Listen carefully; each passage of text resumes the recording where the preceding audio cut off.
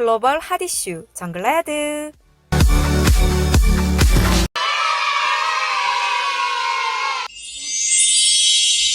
안녕하세요, 정글레드입니다.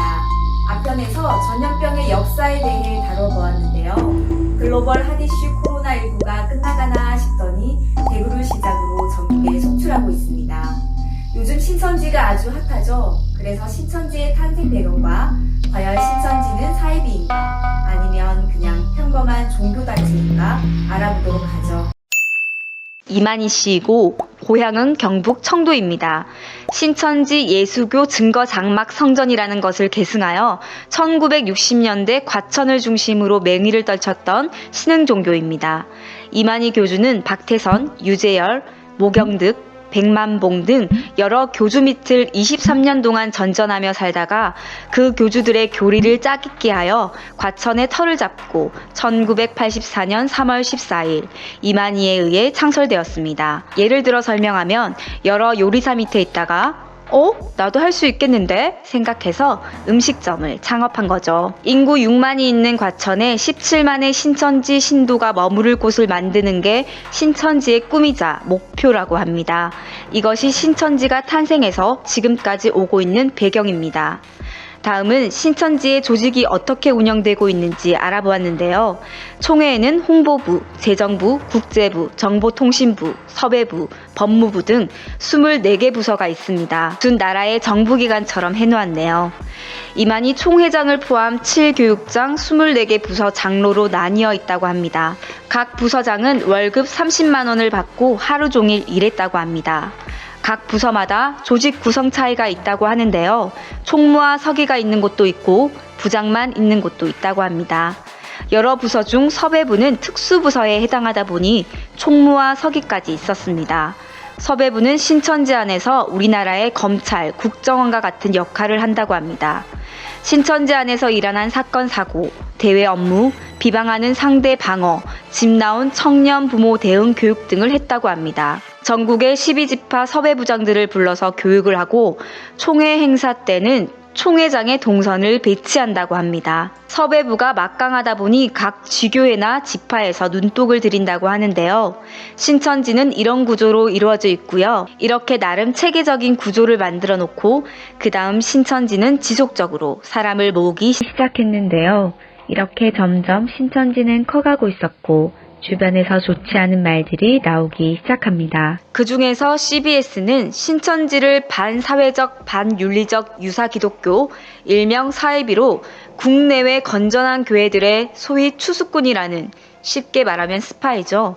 이런 사람들을 교회에 보내어 신도를 유혹하여 빼내거나 목사의 비리 등을 조작하거나 이간질시켜 목사를 추방한 후 교회를 통째로 먹어버리는 산옮기기라는 작전까지 자행하는 집단이라 규정했다고 합니다. 그뿐만이 아니라 신천지 사건이 터지고 며칠 지나지 않아서 신천지 교회 서열 2위라는 김남희 씨의 폭로전이 터져서 소개를 해드릴까 합니다. 일단 기존에도 신천지를 나와서 폭로를 하는 사람들은 종종 있었습니다. 그래서 시끄럽기도 했었죠.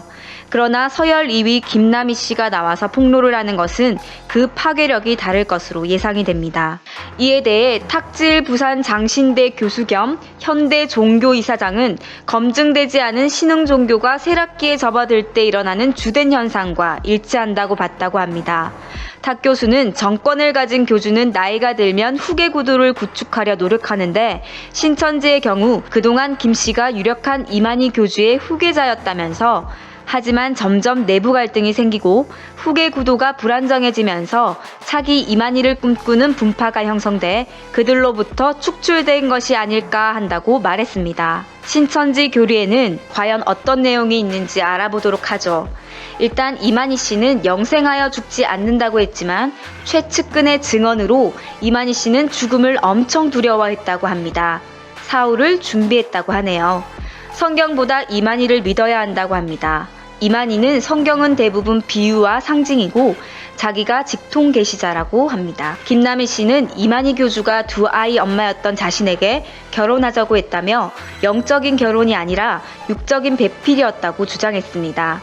김남희 씨는 먼저 자신이 이만희 씨의 육적 부인이었다며 이만희 교주가 혼인 사실을 숨긴 채 가정이 있던 자신에게 접근했다고 말했습니다. 이만희 씨가 원래 부인을 밥해주는 할머니라 칭하며 미혼인 척했고 하늘이 맺어준 자신과 결혼해야 한다고 말했다고 주장했습니다. 이것이 사실이라면 사이비 냄새가 많이 나긴 하는데요.